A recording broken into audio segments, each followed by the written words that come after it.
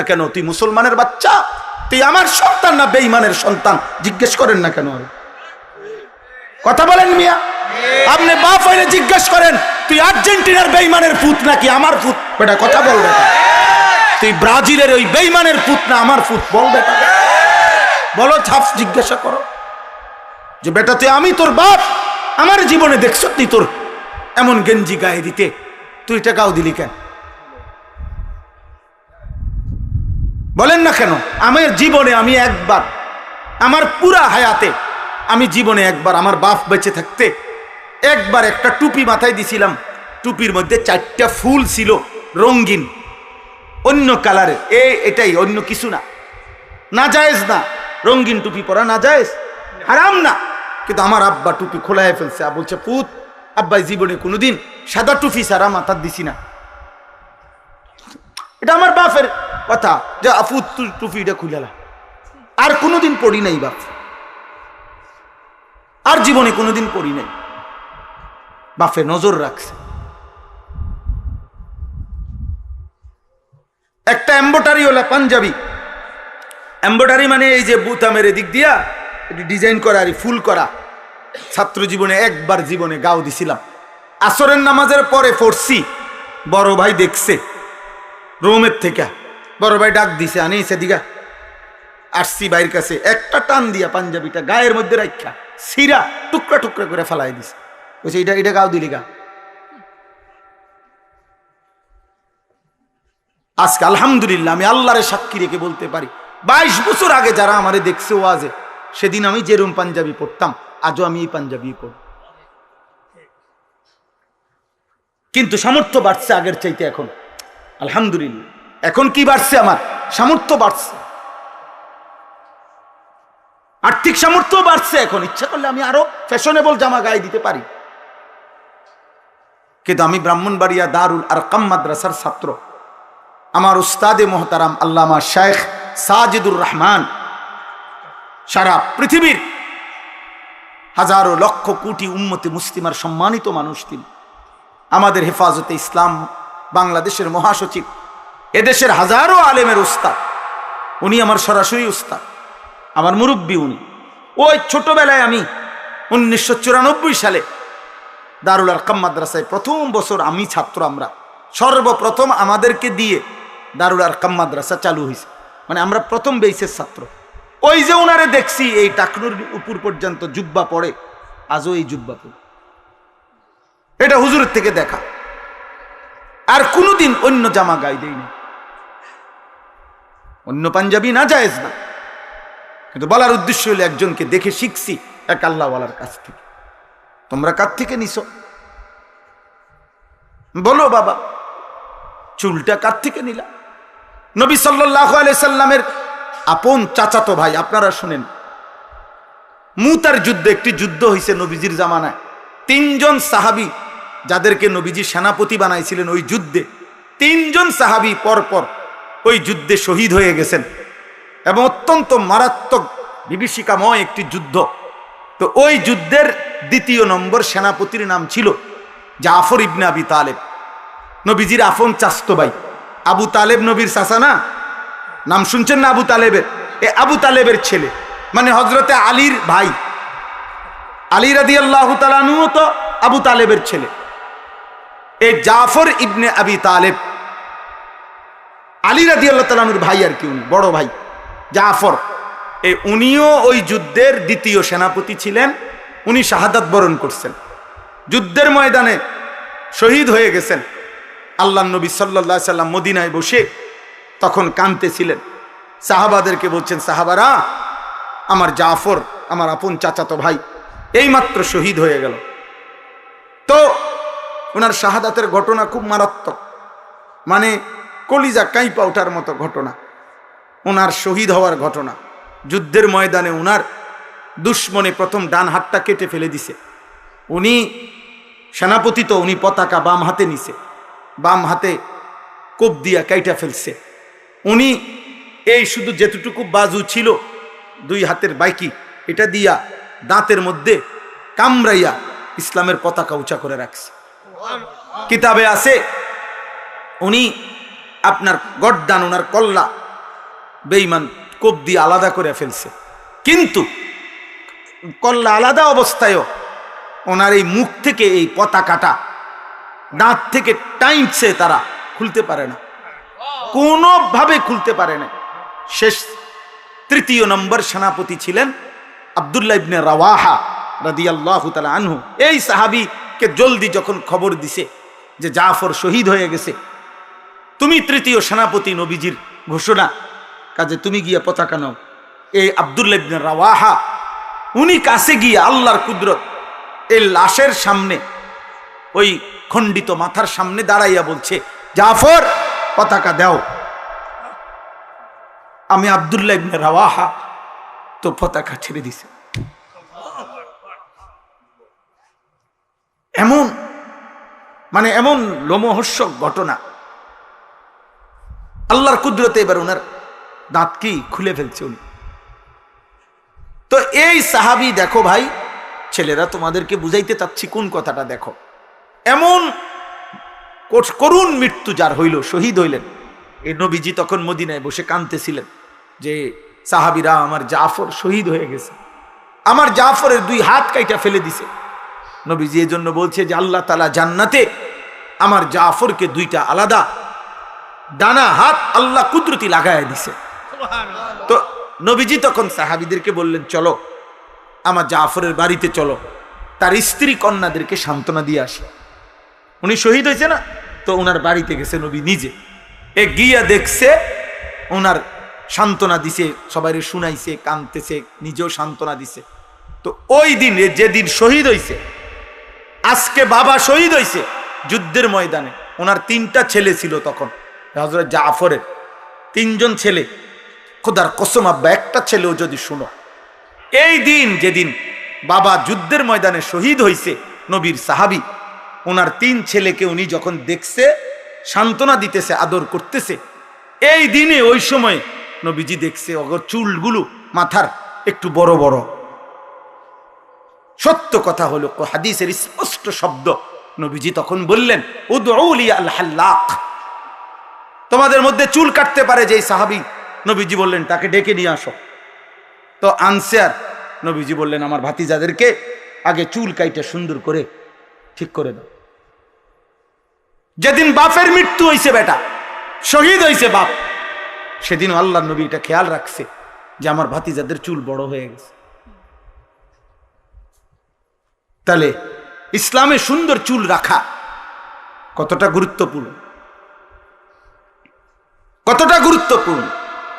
আমাদের ছেলে পেলে কোথাকার কোন বেঈমান, কোথাকার কোন পাগল, কোথাকার ছাগল, জাত নাই, জন্ম নাই, ঠিক নাই, ঈমান নাই, ধর্ম নাই, নাউজুবিল্লাহ নাউজুবিল্লাহ, ওদের মতো চুল কাটতেছো তোমরা, এটা কি কারবার? এটা পাগল, কার মতো চুল কাটলা বেটা? বেঈমানের মতো। বেঈমান তোমার বাপ, বেঈমান তোমার আত্মীয়, বেঈমান তোমার পছন্দ, কথা বলে না, তো তাইলে তুমি তার মতো চুল রাখবা কেন? তার মতো সাজবা কেন? আল্লাহ আমাদেরকে হেফাজত করেন। আল্লাহ তাআলা আমাদেরকে যে রসুল দিয়েছিলেন সাল্লাল্লাহু আলাইহি ওয়াসাল্লাম, গোটা পৃথিবী আজকে 1450 বছরে পৃথিবীর এমন কোন অমুসলিম, এমন কোন বেঈমান, কাফের, মুশরিক, সারা পৃথিবীতে যতজন নবীজির জীবনীকে গবেষণা করছে, আল্লাহর কসম প্রত্যেকের কাছে নবী সাল্লাল্লাহু আলাইহি সাল্লামের বাহ্যিক চেহারা, শরীর, এটা যেমন সবচেয়ে সুন্দর, নবীজির আখলাক, চরিত্র, এটাও সবচেয়ে সুন্দর। তারে কিছু বললে আল্লাহর কথা, এমন বধির কানেও শুনে না, আর তারে যে ইশারা ইঙ্গিত দিয়েও বুঝাইব, এ তো চোখেও দেখেন, চোখেও দেখেন। কাল আসাম, কাল আমা ওয়াল আসাম, বেঈমান এবং নাফরমান, অন্ধ এবং বধির। আর ইমানদার, মোমেন, মুত্তাকি, সামি এবং বাসির, সে চোখেও দেখে আল্লাহর আয়াত, সে কানেও শুনে আল্লাহর কথা। আল্লাহ বলেন, বলো তো তোমাদের যদি বিবেক থাকে, এই 2 দল, একদিকের ব্যক্তি হলো অন্ধ এবং বধির। বধির বুঝছেন মানে বয়রা, বয়রা মানে কানে শুনে না, যে একদিকে অন্ধ, আরেকদিকে বয়রা, আরেকদিকে হলো শুনেও দেখেও। তো এই দুই দল বরাবর, কথা বলেন না, বরাবর বরাবর না। আল্লাহ তাআলা বলেন হাল ইয়াস্তাবিয়ানে মাসালা, এরা দুই দলের সাদৃশ্য কি এক নয়। তো আল্লাহ তাআলা বলেন ইমানদার এবং নাফরমান এক নয়, ইমানদার আর নাফরমান এক নয়। তাহলে এই কথাটা খুব গুরুত্বপূর্ণ। আমি এই সবসময় এইটা নিয়ে আমার যুদ্ধ। ওই ভাই, ও গেঞ্জিওয়ালা ভাই, ওই বেটা বেয়াদব, ওর বেটা এখন যাও, চলে যাও এখান থেকে, এখন হাসো কেন? ওই সময় বললা আমি সুন্দরভাবে বলি নাই আব্বা, এখন ধমক শুনলা কেন? এখন তোমার কেমন লাগলো কও? এতগুলো মানুষের সামনে যে ধমক শুনলা।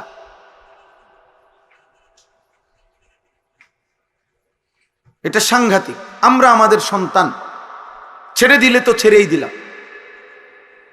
সবাই আছে, 8 বছরের বাচ্চার কাছেও পরাজিত, 10 বছরের বাচ্চার কাছেও আমরা হেরে গেছি। ফুলাইন মানুষ, আরে কি আশ্চর্য কথা। তো এর ঠিক করবে কে? বলো না আব্বা, সংশোধন করবে কে? মানুষ। আমরা প্রত্যেকের যা বাপও কয় হেতে ফুলাইন মানুষ, দাদায়ও কয় হেতে ফুলাইন মানুষ। তো এর ঠিক করবে কে? সংশোধন কার দায়িত্ব? তাহলে ফিরাবে কে রে আব্বা? এই লক্ষ লক্ষ মুসলমানের জনবসতিতে, একটি পাড়া, একটা ইউনিয়নে এতগুলো মুসলিম ছেলে পেলে দিনের পর দিন 365 দিনে একদিনও ফজরের নামাজ পড়ে না। এদেরকে কেউ উঠাবে না? এদেরকে জাগানোর কোনো চেষ্টা করবেন না কেউ? কে উঠাবে তাইলে? কে বলবে তাইলে আব্বা? কারো গায়ে সইতেছে না, কেউ আমরা হিম্মত করতেছি না। সবাই আমরা মনে করতেছি কোন রকমে খাইয়া দাইয়া আল্লাহ চালাইতে আছে। এটা কি কোনো কথা হইল আব্বা? কোন রকমে খাইয়া দাইয়া বুঝি চললেই জীবন শেষ। খাইলেন দাইলেন, পেশাব পায়খানা করলেন, পেটের চাহিদা, লজ্জাস্থানের চাহিদা পূরণ করলেন, খালাস, এরপরে আর কিছু নাই। মৃত্যু কি হবে না? কবরে যাবেন না? তো কোরআনুল কারীমের মধ্যে আছে ওয়া আসলিহ লি ফি যুররিয়াতি। একজন ইমানদারের দোয়া আল্লাহ শিখাইছে। মুমিনের দোয়া হবে এরকম যে আল্লাহ আমার জন্য আমার সন্তানদের ঈমান, আমল, আখলাক সুন্দর করে দেয়। আমার জন্য মানে কি? মানে হলো আমার ছেলে মেয়ের ঈমান আমলের বরকত, তারও জান্নাত, আমারও জান্নাত।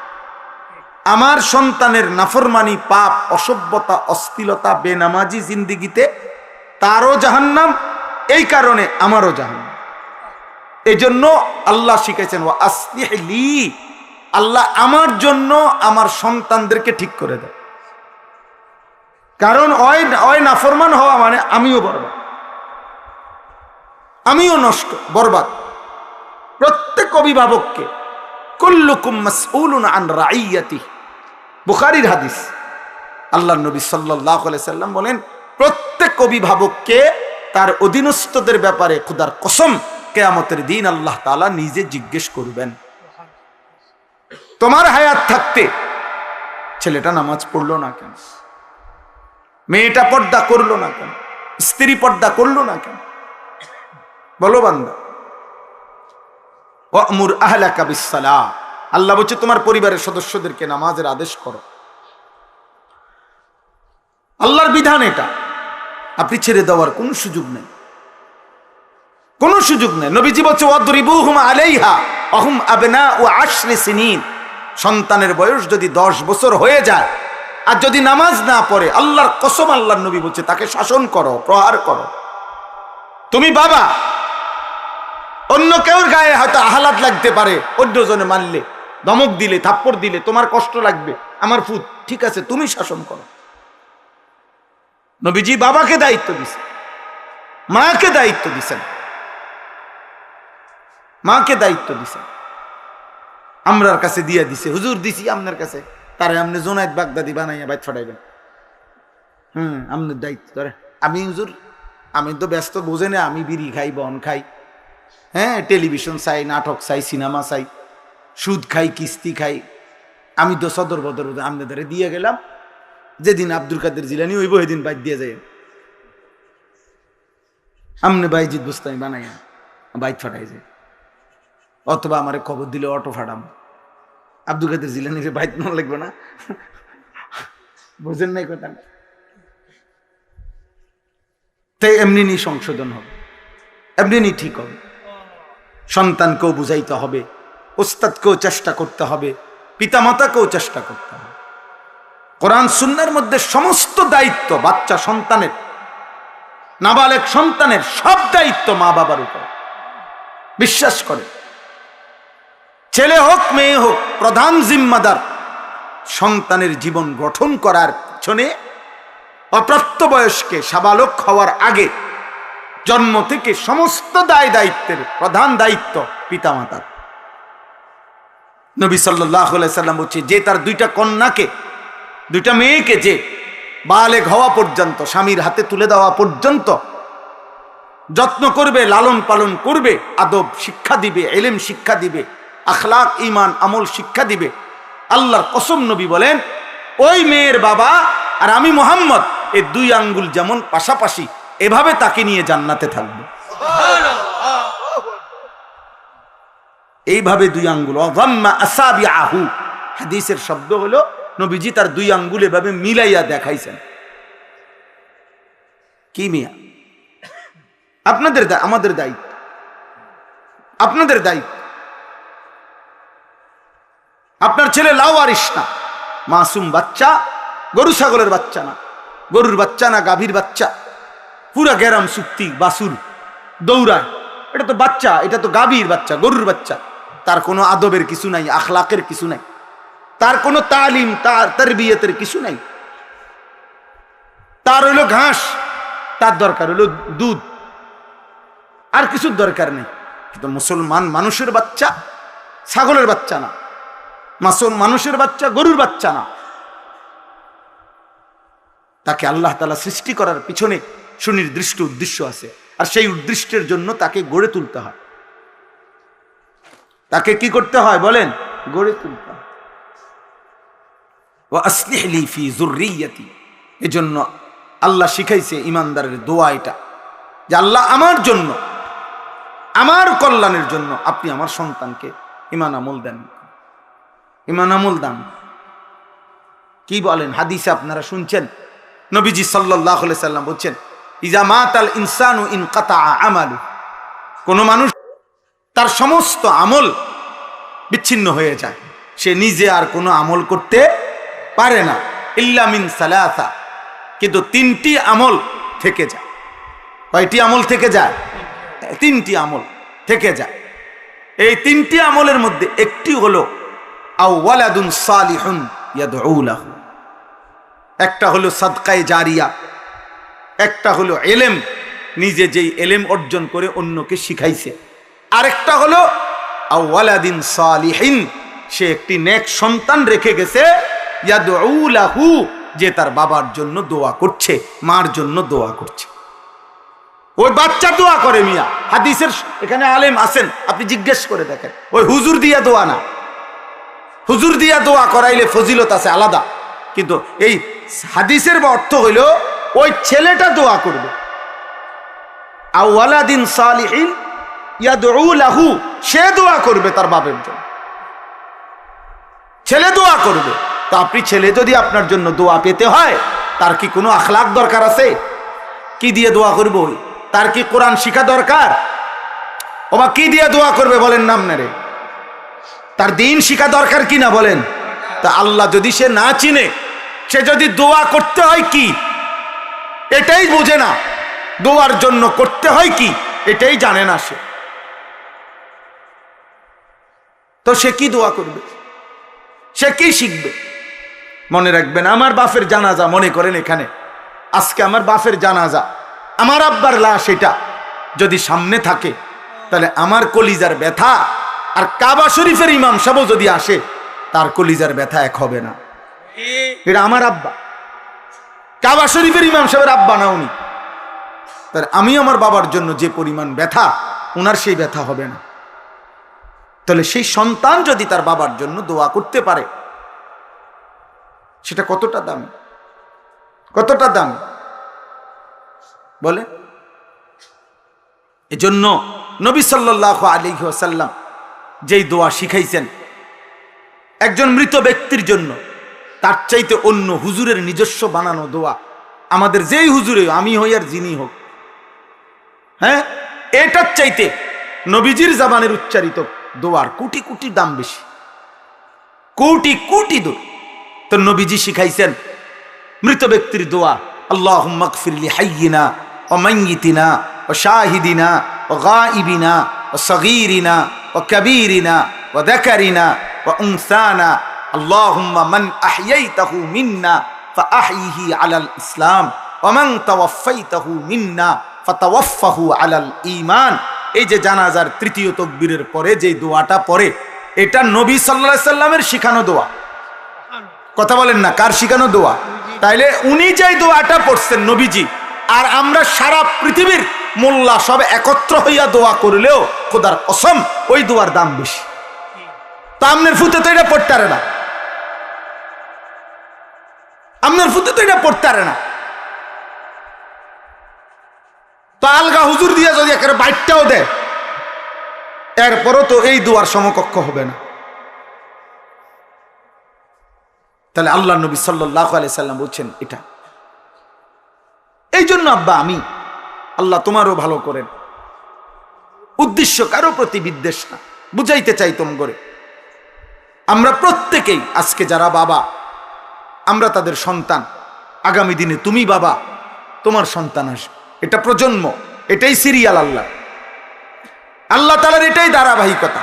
আমি যেমন আমার বাবার সন্তান, আমার সন্তান আছে 4 জন। আমার বাবা আমার দাদার সন্তান, আমার দাদা দাদার বাপের সন্তান। আমরা প্রত্যেকেই একদিকে বাপ, তো অতি অল্প সময়ের ব্যবধানে আবার আমাদের সন্তান, আমরাই সন্তান, আমরাই বাপ, ঠিক না বলেন? আমি আমার বাবার দৃষ্টিতে আমি সন্তান, আমার সন্তানের দৃষ্টিতে আমি কি বাপ। এই জীবন, এই দেখতে দেখতে দেখতে দেখতে বাস্তবতা তোমাদের সামনে। তোমরা যে কয়জন ছেলে আসো, তোমাদেরকে আমরা বুঝাইতে চাই এটা। তুমি এখানে থামে থাকবা না। আজকে তুমি অবিবাহিত, আজকে তুমি তামসা করতেছ, আজকে তুমি একদিনও নামাজ পড়ো না।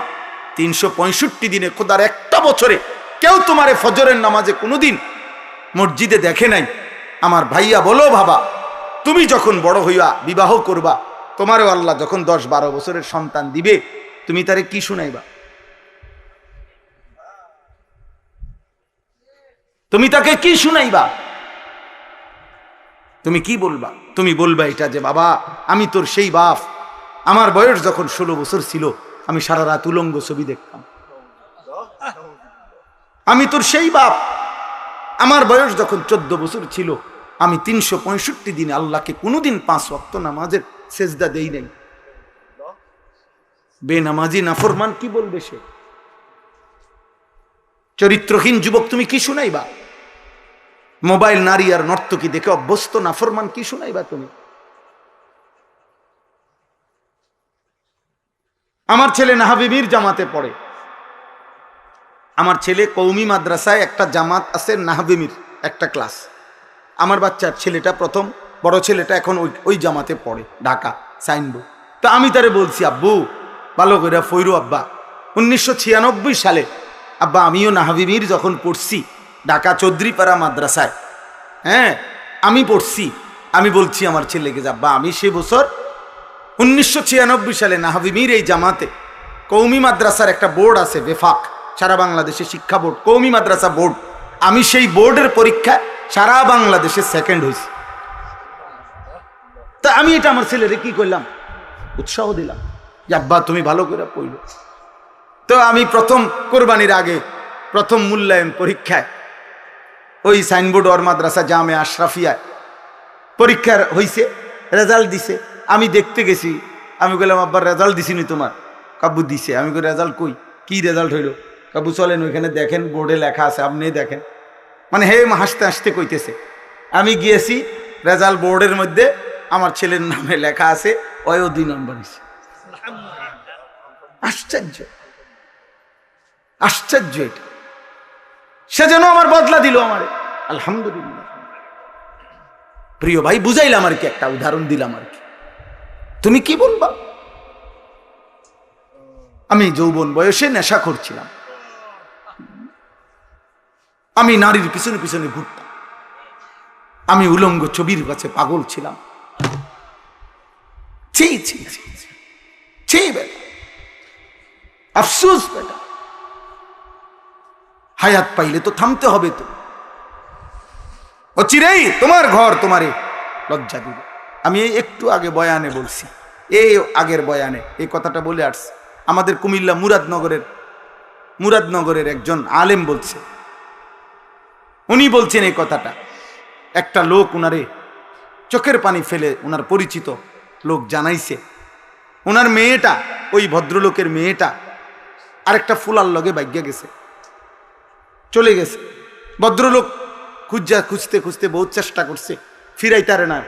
শেষ পর্যন্ত ওই ছেলের নামে মামলা করছে, কোর্ট মামলা দিছে। আর ওই মেয়েটা, তার মেয়ে ওই ভদ্রলোকের বাপের কাছে একটা চিঠি পাঠাইছে।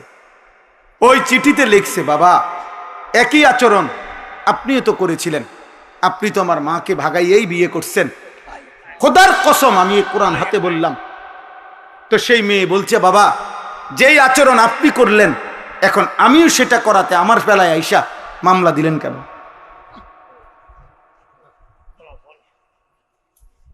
এরপরে এই বাপের এর চাইতে বড় জীবনের অপমান আর কি হইতে পারে? এর চাইতে বেইজ্জতি তার জীবনে আর কি? এর চাইতে বড় শাস্তি আর কি হইতে পারে? এর তুনো লজ্জা কি হইতে পারে? আপন কন্যা, আপন মেয়ে যদি কথা ফিরাইয়া বলে, উনি কি জবাব দিবে? উনি তো এটাই করছে, উনি স্বীকার করছে যে আমি এরকমই করছিলাম। অতএব আব্বা, এটা শুধু ওয়াজ না, আপনাদের সবাইকে বলি, আপনারা আপনাদের ছেলেদেরকে ফিরান, আপনাদের মেয়েদেরকে ফিরান, আপনাদের স্ত্রীদেরকে ফিরান। বিশ্বাস করেন, আপনারা আমার যে যেটুকু আছেন এখানে, এই গ্রামের হন, মূর্খ হন, সাধারণ মানুষ হন, কম শিক্ষিত মানুষ হন, খেটে খাওয়া মানুষ হন, দিন মজুর হন, ঠেলাওয়ালা হন আর কুলিওয়ালা হন, যদি আমার কথা বুঝে থাকেন, তাহলে এটা মনে রাখেন, আপনার মেহনত পরিশ্রম 24 ঘন্টা যে যা ব্যয় করতেছেন, তার প্রধান অংশ সময়কে ভাগ করেন। সময় ভাগ করে মূল অংশ ব্যবহার করবেন, সময় ব্যয় করবেন স্ত্রী সন্তানের ঈমান, আমল, আখলাক, চরিত্রের সংশোধনের জন্য। এমন দুর্ভাগা বাপ আছে, বদনসিব বাপ, 6 মাসে কই থাকতো না তার ফুতে, কই থাকে, কই খায়, কই রাত কাটায়, দিন কাটায়, কই হেতে বেটা গেল ফসিয়ায় কামে। তোর ফসা দিয়া বেটা, তোর ছেলে সারা রাত সারাদিন উলঙ্গ ছবি দেখে, তোর এই পয়সা কামাইয়া লাভ কি বেটা? কথা বলেন না? তোমার পয়সা দিয়ে তোমার স্ত্রী বেপর্দা চলাফেরা করে, বাজারে বাজারে, মার্কেটে মার্কেটে মানুষের রং চায়। তোমার এই কষ্টের রোজগারের এই ঘাম ঝরানো পয়সার অর্থ কি? বলেন না, এটার ফায়দা কি? কি লাভ? আপনি আপনার ছেলের চুলের দিকে তাকাইয়া জিজ্ঞেস করেন না কেন, তুই মুসলমানের বাচ্চা, তুই আমার সন্তান না বেঈমানের সন্তান? জিজ্ঞেস করেন না কেন? কথা বলেন মিয়া, আপনি বাপ হইলে জিজ্ঞেস করেন, তুই আর্জেন্টিনার বেঈমানের পুত নাকি আমার পুত? বেটা কথা বল বেটা, তুই ব্রাজিলের ওই বেঈমানের পুত না আমার পুত? বল বেটা, বলো, ছাপ জিজ্ঞাসা করো যে বেটা তুই, আমি তোর বাপ, আমার জীবনে দেখছ তুই তোর এমন গেঞ্জি গায়ে দিতে, তুই টাকাও দিলি কেন? বলেন না কেন? আমার জীবনে আমি একবার, আমার পুরা হায়াতে আমি জীবনে একবার, আমার বাপ বেঁচে থাকতে একবার একটা টুপি মাথায় দিছিলাম, টুপির মধ্যে 4টা ফুল ছিল রঙিন, অন্য কালারের, এটাই, অন্য কিছু না। না জায়েজ না, রঙিন টুপি পরা না জায়েজ, হারাম না, কিন্তু আমার আব্বা টুপি খোলায় ফেলছে। বলছে, পুত, আব্বাই জীবনে কোনোদিন সাদা টুপি সারা মাথার দিছি না। এটা আমার বাপের কথা যে আপু তুই টুপিটা খুলেলা, আর কোনোদিন পড়ি নাই বাপ, আর জীবনে কোনোদিন পড়ি নাই। বাপে নজর রাখছে। একটা এম্বোটারি ওলা পাঞ্জাবি, এম্বোটারি মানে এই যে বুতামের এদিক দিয়া ডিজাইন করা আর ফুল করা, ছাত্র জীবনে একবার জীবনে গাও দিছিলাম। আসরের নামাজের পরে পড়ছি, বড় ভাই দেখছে রোমের থেকে, বড় ভাই ডাক দিছে, আনি সেদিকা আসছি ভাইয়ের কাছে, একটা টান দিয়া পাঞ্জাবিটা গায়ের মধ্যে রাখা সিরা টুকরা টুকরা করে ফেলাই দিছে, বলছে এটা এটা গাও দিলি গা। আজকে আলহামদুলিল্লাহ আমি আল্লাহরে সাক্ষী রেখে বলতে পারি 22 বছর আগে যারা আমারে দেখছে ওয়াজে, সেদিন আমি যেরকম পাঞ্জাবি পড়তাম আজও আমি এই পাঞ্জাবি পড়ি। কিন্তু সামর্থ্য বাড়ছে আগের চাইতে এখন, আলহামদুলিল্লাহ। এখন কি বাড়ছে? আমার সামর্থ্য বাড়ছে, আর্থিক সামর্থ্য বাড়ছে। এখন ইচ্ছা করলে আমি আরো ফ্যাশনেবল জামা গায়ে দিতে পারি। কিন্তু আমি ব্রাহ্মণবাড়িয়া দারুল আরকাম মাদ্রাসার ছাত্র। আমার উস্তাদে মোহতারাম আল্লামা শাইখ সাজিদুর রহমান সারা পৃথিবীর হাজারো লক্ষ কোটি উম্মতে মুসলিমার সম্মানিত মানুষ তিনি। আমাদের হেফাজতে ইসলাম বাংলাদেশের মহাসচিব, এদেশের হাজারো আলেমের উস্তাদ। উনি আমার সরাসরি উস্তাদ, আমার মুরব্বী উনি। ওই ছোটবেলায় আমি 1994 সালে দারুল আরকাম মাদ্রাসায় প্রথম বছর আমি ছাত্র, আমরা সর্বপ্রথম আমাদেরকে দিয়ে দারুল আরকাম মাদ্রাসা চালু হয়েছে, মানে আমরা প্রথম বেসের ছাত্র। ওই যে ওনারে দেখছি এই টাকনুর উপর পর্যন্ত জুব্বা পড়ে, আজও এই জুব্বা পড়ে, এটা হুজুরের থেকে দেখা। আর কোনোদিন অন্য জামা গায়ে দেয়নি, অন্য পাঞ্জাবি না জায়েজ না। কিন্তু বলার উদ্দেশ্য হলো একজনকে দেখে শিখছি এক আল্লাহওয়ালার কাছ থেকে। তোমরা কার থেকে নিছো? বলো বাবা, চুলটা কার থেকে নিলা? নবী সাল্লাল্লাহু আলাইহি সাল্লামের আপন চাচাতো ভাই, আপনারা শুনেন, মুতার যুদ্ধে, একটি যুদ্ধ হয়েছে নবীজির জামানায়। 3 জন সাহাবী যাদেরকে নবীজি সেনাপতি বানাইছিলেন ওই যুদ্ধে, 3 জন সাহাবী পরপর ওই যুদ্ধে শহীদ হয়ে গেছেন, এবং অত্যন্ত মারাত্মক বিভীষিকাময় একটি যুদ্ধ। তো ওই যুদ্ধের 2 নম্বর সেনাপতির নাম ছিল জাফর ইবনে আবি তালেব, নবীজির আপন চাচতো ভাই। আবু তালেব নবীর চাচা না, নাম শুনছেন না আবু তালেবের? এ আবু তালেবের ছেলে, মানে হযরতে আলীর ভাই। আলী রাদিয়াল্লাহু তাআলা আনহু তো আবু তালেবের ছেলে। এই জাফর ইবনে আবি তালেব আলী রাদিয়াল্লাহু তাআলা আনহুর ভাই, আর কি উনি বড় ভাই জাফর। উনিও ওই যুদ্ধের 2য় সেনাপতি ছিলেন। উনি শাহাদাত বরণ করছেন, যুদ্ধের ময়দানে শহীদ হয়ে গেছেন। আল্লাহর নবী সাল্লাল্লাহু আলাইহি সাল্লাম মদিনায় বসে তখন কাঁদতেছিলেন, সাহাবাদেরকে বলছেন, সাহাবারা, আমার জাফর, আমার আপন চাচাতো ভাই, এইমাত্র শহীদ হয়ে গেল। তো ওনার শাহাদাতের ঘটনা খুব মারাত্মক, মানে কলিজা কাঁইপা ওঠার মতো ঘটনা। ওনার শহীদ হওয়ার ঘটনা, যুদ্ধের ময়দানে ওনার দুশ্মনে প্রথম ডান হাতটা কেটে ফেলে দিছে। উনি সেনাপতি, তো উনি পতাকা বাম হাতে নিছে, বাম হাতে কোপ দিয়া কাইটা ফেলছে। উনি এই শুধু যেতটুকু বাজু ছিল 2 হাতের বাইকি, এটা দিয়া দাঁতের মধ্যে কামড়াইয়া ইসলামের পতাকা উঁচা করে রাখছে। কিতাবে আছে উনি আপনার গর্দান, ওনার কল্লা বেঈমান কোপ দিয়ে আলাদা করে ফেলছে, কিন্তু কল্লা আলাদা অবস্থায়ও ওনার এই মুখ থেকে এই পতাকাটা দাঁত থেকে টাইমছে, তারা খুলতে পারে না, কোনোভাবে খুলতে পারে না। শেষ 3য় নম্বর সেনাপতি ছিলেন আব্দুল্লাহ ইবনে রাওয়াহা রাদিয়াল্লাহু তাআলা আনহু। এই সাহাবীকে জলদি যখন খবর দিছে যে জাফর শহীদ হয়ে গেছে, তুমি 3য় সেনাপতি, নবীজির ঘোষণা, কাজে তুমি গিয়া পতাকা নাও। এই আব্দুল্লাহ ইবনে রাওয়াহা উনি কাছে গিয়ে আল্লাহর কুদরত, এই লাশের সামনে, ওই খণ্ডিত মাথার সামনে দাঁড়াইয়া বলছে, জাফর পতাকা দাও। আমি আব্দুল্লাহ ইবনে রাওয়াহা তো পতাকা ছেড়ে দিছে। এমন মানে এমন লোমহর্ষক ঘটনা, আল্লাহর কুদরতে এবার ওনার দাঁত কি খুলে ফেলছে উনি।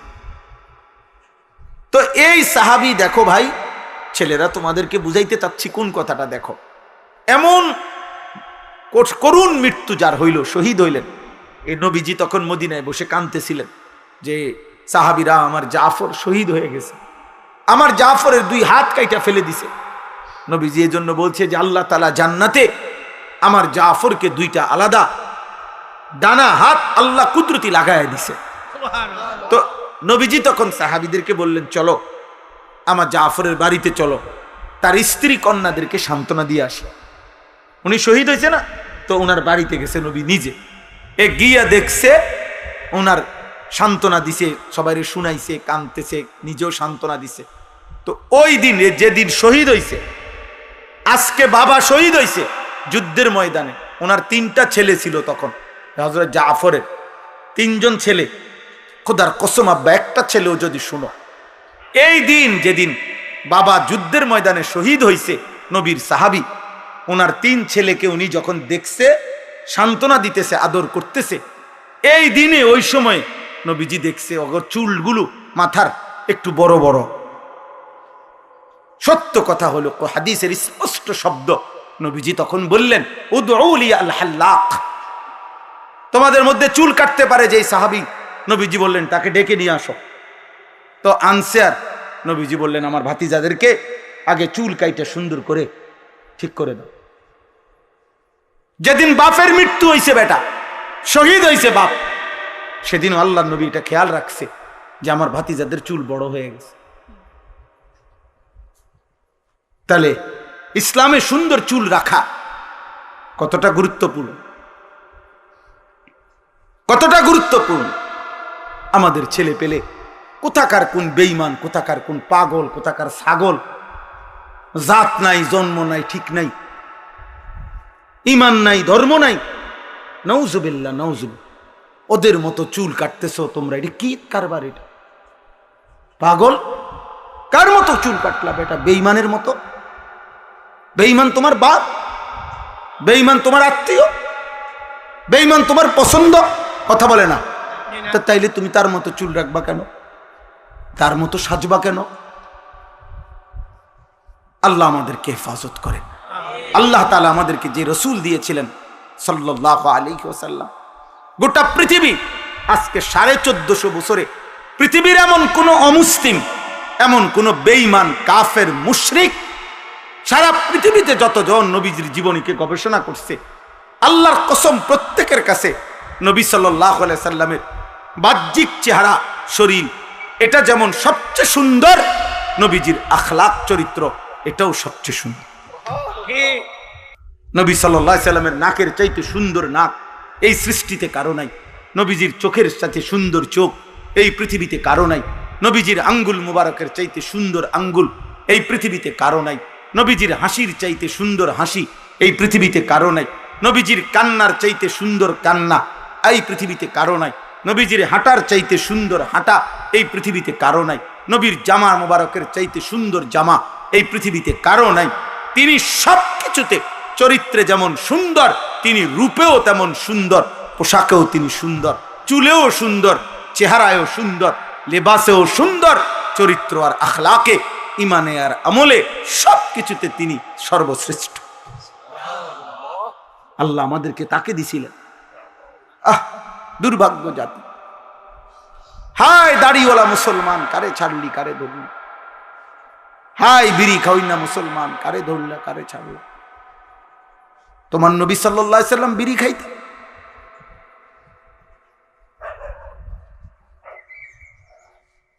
আপনার নবী সাল্লাল্লাহু আলাইহি সাল্লামের মুখে দুর্গন্ধ ছিল?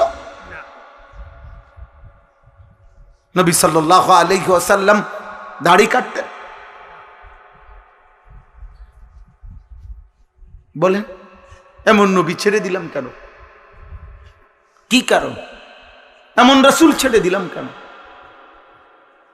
এক সাহাবী, আমরা হাদিসে আছে, রবিআ ইবনে কাব আল আসলামি রাদিয়াল্লাহু তাআলা আনহু, এক সাহাবী, অল্প বয়সী ছিলেন, কিশোর। তো একদিন নবী সাল্লাল্লাহু আলাইহি সাল্লাম ইস্তেনজা করে বের হইছে।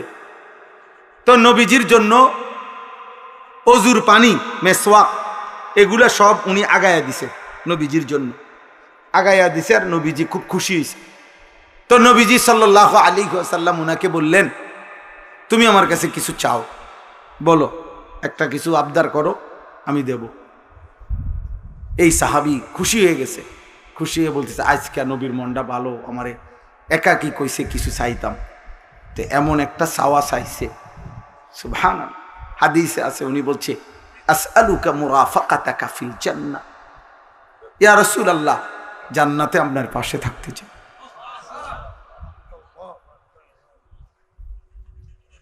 নবীজি বললেন ওয়া গায়রি যালিক, অন্য কিছু চাও, এটা না।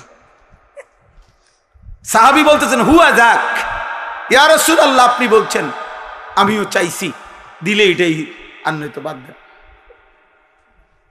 দিলে এটাই, আপনার সঙ্গী, আপনার সাথে জান্নাতে থাকতে চাই। আল্লাহর নবী বললেন ফাআইন্নী আলাইকা বিকাসরাতিস সুজুদ, তাহলে সাহাবী বেশি বেশি সেজদা নামাজের মাধ্যমে আমারে সহযোগিতা করো, মানে তুমি সেজদার পরিমাণ বাড়ায় দাও, আমি আল্লাহর কাছে তোমার জন্য সুপারিশের পরিমাণ বাড়ায় দেব, সুপারিশের পরিমাণ বাড়িয়ে দেব, আমি তোমারে পাশে নেব, সঙ্গী বানাবো, সাথে রাখবো। তাহলে সাহাবায়ে কেরামের দিলের তামান্না ছিল এটা, নবীজি সাল্লাল্লাহু আলাইহি সাল্লামের সঙ্গী হবে, সঙ্গী হবে। কোরআনুল কারীমের মধ্যে আল্লাহ বলছেন, এক সাহাবী জিজ্ঞেস করছে, তাফসীরে আছে, ইয়া রাসূলুল্লাহ, আপনাকে তো এখন দুনিয়ায় যখনই মনে পড়ে তখনই আপনাকে আইসা দেখি, দেখলে কলিজা ঠান্ডা হয়, আপনার পবিত্র চেহারা মোবারক দেখলে দিল শান্ত হয়, কিন্তু ইয়া রাসূলুল্লাহ, কথাটা শুনেন, সাহাবী বলতেছে ইয়া রাসূলুল্লাহ, আখিরাতে যদি আল্লাহ আমারে জান্নাতও দেয়, কিন্তু আমার তো একটা পেরেশানি আছে। কি জান্নাত দিলে আবার পেরেশানি কি? পেরেশানিটা হইল জান্নাতও যদি আল্লাহ আমাকে দেয়, কিন্তু আপনাকেও তো আল্লাহ জান্নাত দিবে, কিন্তু আপনি তো আমনে, আমি তো আমি, আমনে তো আমনেই আল্লাহর মাহবুব, আর আমি তো সাধারণ সাহাবী, তো আপনারে তো আল্লাহ তাআলা কোটি কোটি গুণ ঊর্ধ্বের জান্নাত দিবে, আর আমারে কোনহান দিয়া জানি কোনহান দিয়া কোন রুম দেয়।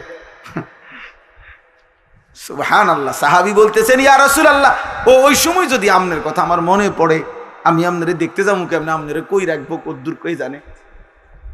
আল্লাহ তাআলা তখন আয়াত নাজিল করে বলছে, বন্ধু বলে দেন, ওমান ইউতিইল্লাহ ওয়ার রাসূল ফাউলাইকাল্লাযীনা আন'আমাল্লাহু আলাইহিম মিনান নাবিয়্যিন ওয়াস সিদ্দীকিন ওয়াশ শুহাদা ওয়াস সালিহিন।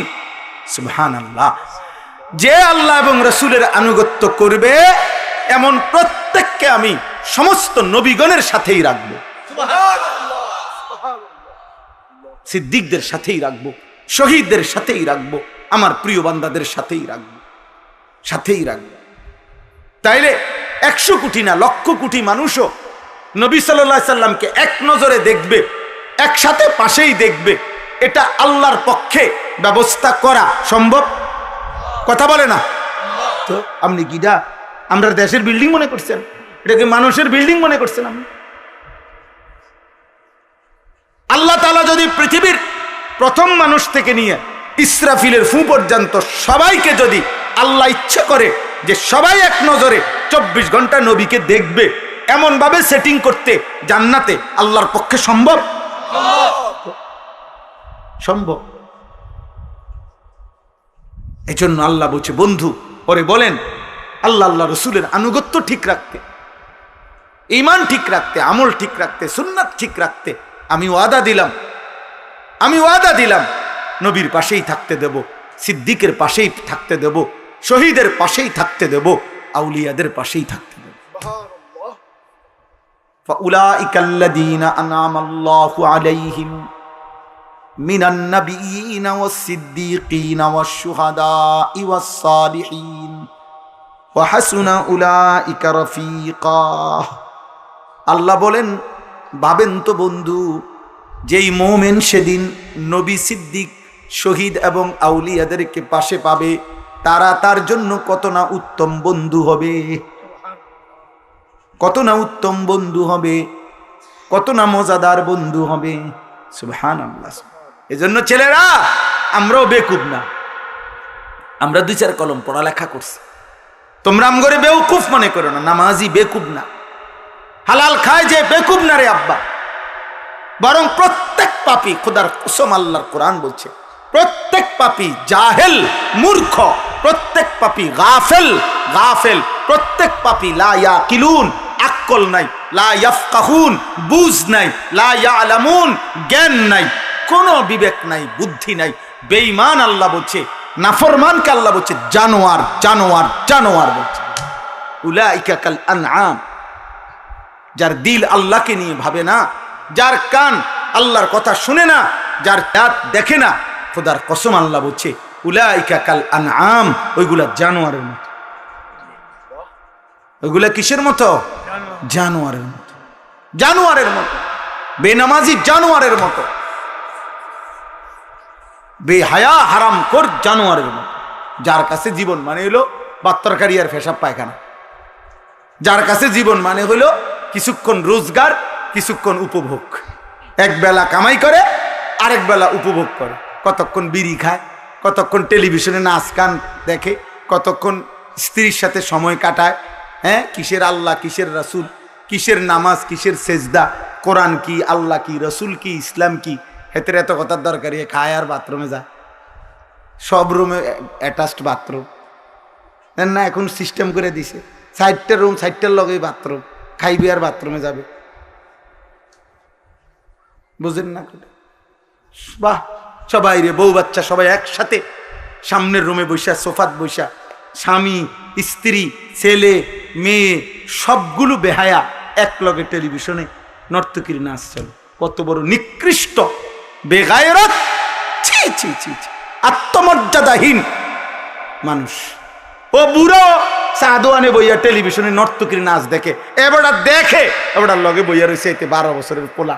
এই বুড়ার কোনো শরম লাগে না? ছি ছি ছি ছি, আমনের চোখের উপরে ছি। লজ্জা শরম থাকা উচিত, নিয়ে লজ্জা শরম থাকা উচিত। আল্লাহ আমাদের সবাইকে হায়া দান করেন, কেউরে ছাড় নাই, কাউরে না।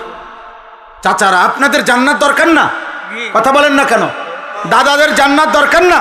তো দাদারে কইব কে? দাদারে ফেরেশতানি কইব না হুজুররা বলবে?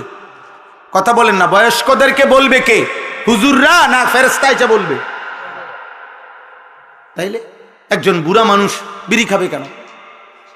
বুড়া মানুষ টেলিভিশন দেখবে কেন? বয়স্ক মানুষ নাচ গান দেখবে কেন? বলেন, আপনার বিবেক কি বলে? 60 বছরেও আল্লাহ চিনবার টাইম হয় নাই? 60 বছরেও আখিরাত চিনবার সময় হয় নাই? আর কখন, আর কতকাল? চলেন, আমরা এই রাত গভীরে আর লম্বা করতে চাচ্ছি না, তর্জমাটাও শুনাই একটু, আর অল্প একটু, আর 10টা মিনিট সময় দেন। এই তর্জমাটার মধ্যে মূল বক্তব্য হলো এটা, আল্লাহ তাআলা বলছে, বান্দা আমি 3টা জিনিস দিছিলাম। এক, তাওহীদ। তাওহীদ মানে হলো লা ইলাহা ইল্লাল্লাহ। আল্লাহ তাআলা বলেন, এই কায়নাতের প্রত্যেক মানুষের জন্য আমি আল্লাহর শ্রেষ্ঠ নিয়ামত দিছিলাম আমার কালেমা গ্রহণ করা। ঈমান, ঈমানের চাইতে বড় সম্পদ, বড় নিয়ামত আর কিছু নাই। কালেমার চাইতে দামি কিছু কি নাই? লা ইলাহা ইল্লাল্লাহর চাইতে দামি কিছু নাই। এই পৃথিবী যদি কেউ 100 বারও পায় কিন্তু ইমানদার নয়, খোদার কসম, উলাইকাল্লাযীনা লাইসা লাহুম ফিল আখিরাতি ইল্লান নার। আল্লাহ তাআলা বলেন, ঈমান হারা ব্যক্তি পৃথিবীর ভালো কিংবা মন্দ যাই করে যাক, আখিরাতে জাহান্নাম ছাড়া আর কিছু না। আখিরাতে কি? জাহান্নাম। জাহান্নাম। ওয়া হাবিতা মা সানাউ ফিহা ওয়া বাতিলুম মা কানু ইয়ামালুন। দুনিয়ার জীবনে ভালো মন্দ সে যাই করেছে, আল্লাহ বলেন ঈমান না থাকার কারণে সব নিষ্ফল, সব বৃথা। আখিরাতে সব কি? বৃথা। তাহলে এই আল্লাহ তাআলা বলেন, 1 নম্বরে আমি আল্লাহ আমার সৃষ্টির জন্য দিলাম তাওহীদ। কি দিলাম?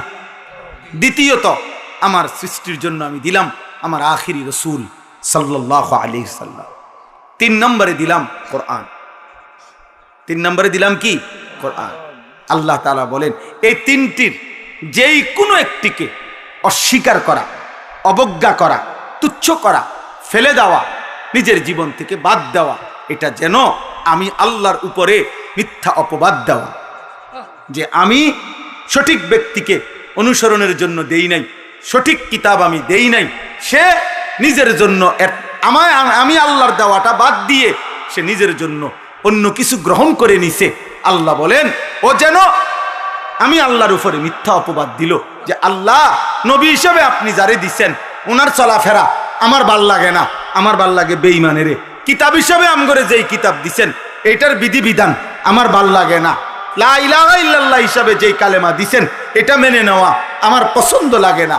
আল্লাহ বলেন এর চাইতে বড় জালেম এই আসমানের নিচে জমিনের উপর আর কেউ হইতে পারে। ওমান আযলামু মিম্মান ইফতারা আলাল্লাহি কাযিবা, তার চাইতে বড় জালেম আর কে হতে পারে যে আমি আল্লাহর ব্যাপারে মিথ্যা অপবাদ দেয়।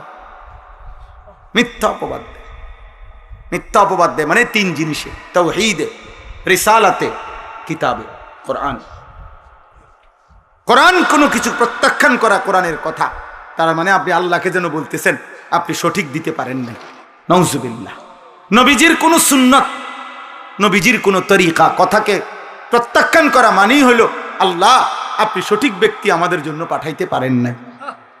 আর আল্লাহর কথাকে প্রত্যাখ্যান করা তাওহীদকে, তার মানে হলো আল্লাহ আপনি আমাদেরকে সঠিক কালেমা দিতে পারেন নাই। এর চাইতে বড় জুলুম, এর চাইতে বড় পাপ আর কিছু হইতে পারে? আল্লাহ তাআলা বলেন, এবার শুনেন, তাইলে প্রত্যেকের কাছে বলি বাবা আল্লাহকে ভয় করেন, খামখেয়ালি করেন না। ছেলেরা বাবা তোমরাও খামখেয়ালি করো না। প্রিয় ভাই, বারবার বলার সুযোগ তো নাও হয়, নাও হয়। হয়তো পৃথিবীর কেউ তোমারে মনে করলো না, বাবা মা সবাই থেকে তুমি ছুট্টা গেলা। অনেক ছেলে আছো, তোমাদের স্বাধীনতা ভোগ করতেছো তোমরা। এমন দুর্ভাগা বদনসিব যে বাপ মা দাদা দাদি নানা নানি চাচা মামা ফুফা খালু চাচি মামি ফুফি খালা এই সমাজের কেউ হয়তো আহারে এই নাফরমানরে কিচ্ছু বলেন। দিনের পর দিন রাতের পর রাত নারী, ছবি, নাটক, সিনেমা, মদ, জুয়া, অসৎ আড্ডা, অশ্লীল ছবি, মোবাইলের উলঙ্গ দৃশ্য দেখতেছে। বেচারার কপালে একজন অভিভাবক জোটে নাই। আলহামদুলিল্লাহ, আমার মা ৭৫ বছর বয়স, আমার মা আজও একেবারে দুর্বল হয়ে গেছে, ছোট্ট হয়ে মা আমার অনেক দুর্বল হয়ে গেছে, অসুস্থ, কিন্তু আজও মা জিজ্ঞেস করে ফুত নজর শুনি। বিশ্বাস কর আব্বা, এক কোরআন শরীফ হাতে বলি, মা জানে আমি প্রত্যেক যে দিনে কথা কই মার লগে। মা আমাদের ভাইদের বাসায় থাকে, কখনো আমার বাসায়, কখনো আমরা 5 ভাই, আলাদা আলাদা সংসার আছে সবাই। যখন যার বাসায় থাকুক মার সাথে কথা বললেই এই জিঙ্গে বাজ্যা কোনানে যাইতে আসো, মানে ওয়াজে। মা কি আর এত জেলার নাম জানেনি, কিন্তু আমি বলি মা আজগা নবীনগর অমুকখানে বা অমুক জেলায় অমুকখানে। আর এই মা আমার স্পষ্ট মনে আছে, আমি অনেক মাহফিলে এটা বলছি। আমার মা জীবন নাম করে বলছে ফুত নামাজ উঠছুন। আর মায় বলছে বারবার বলে ফুত কত আনে ওয়াজে যাও, মানুষের লগে চাইও টাকা পয়সা লইয়া ঝামেলা কইর না। শতবার কইছে মায় আমারে, হাজার বার চাইও। আল্লাহ আমার মারে মাফ করে দেন, আল্লাহ সবার মাকে মাফ। আমার আব্বা 43 বছর মসজিদে ইমামতি করছে, অভাবের সংসারে কোনোদিন আল্লাহর দিন থেকে এক চুল সরতে দেয় নাই। খুব মায়া লাগে আমার কাছে এটা যে 365 দিনে এক বছরে একদিনও ফজরের নামাজ পড়ে নাই, পরে কেউ উঠাইল না। কিরে ভাই, এটা কেমন বদনসিব, এই কেমন কপাল নিয়ে পৃথিবীতে আইলো যে একটা বছর চলে যাইতেছে, এভাবে রাত হইতেছে, ভোর হইতেছে, সকাল হইতেছে, শনিবার রবিবার, রবিবার সোমবার, একটা সপ্তাহ তার জীবন থেকে চলে যাচ্ছে। হায় হায় নাফরমানে একদিনও আল্লাহরে ফজরের নামাজে একটা সেজদা দেন।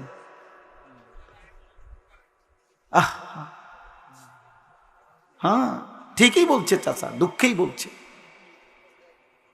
বলছে আব্বা।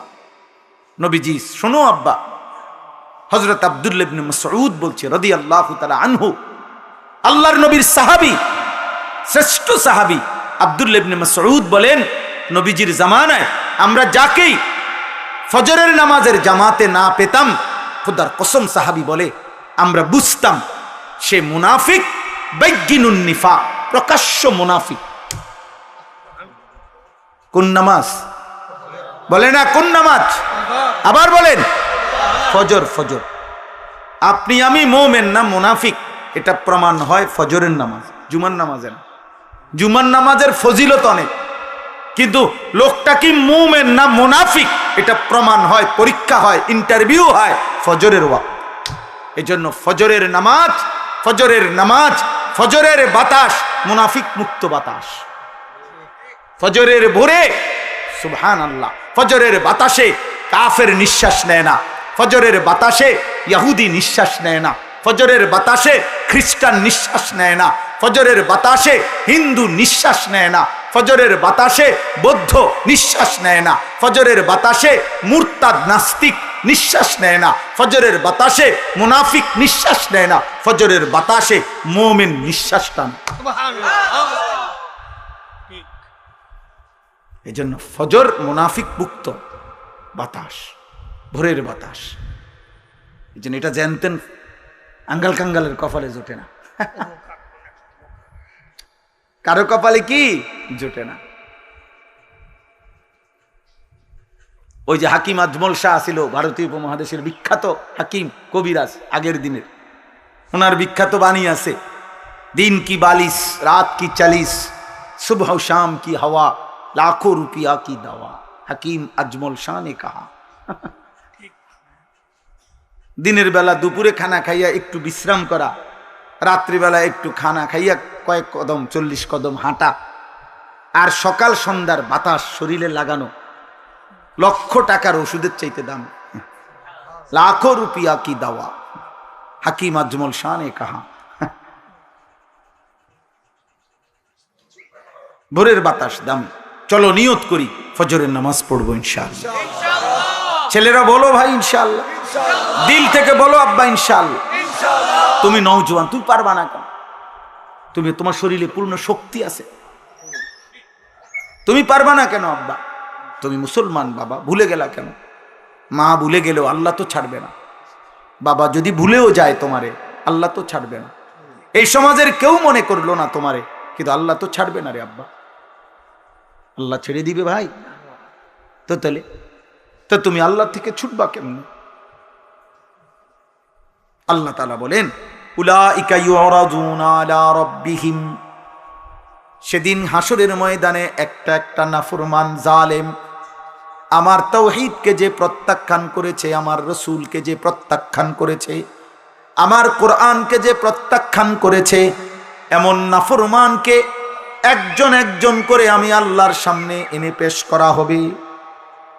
ওয়ায়াকুলুল আশহাদ হাউলাইল্লাযীনা কাযাবু আলা রাব্বিহিম, আল্লাহ বলেন আমার পক্ষ থেকে নির্ধারিত সাক্ষীগণ একে একে পর পর সাক্ষী দিবে আল্লাহ, এরাই সেই নাফরমান যারা আপনার কথা মিথ্যা মনে করেছে। 5টা সাক্ষী আমাদের প্রত্যেকের বিরুদ্ধে, আমাদের প্রত্যেকের পাপের বিরুদ্ধে 5টা সাক্ষী। কয়টা? 1 নাম্বার এই বাম কাদের ফেরেশতা। এই ফেরেশতা প্রথম আল্লাহর কাছে সাক্ষী দিবে জবান দিয়া, আল্লাহ এই নাফরমান এই করেছে।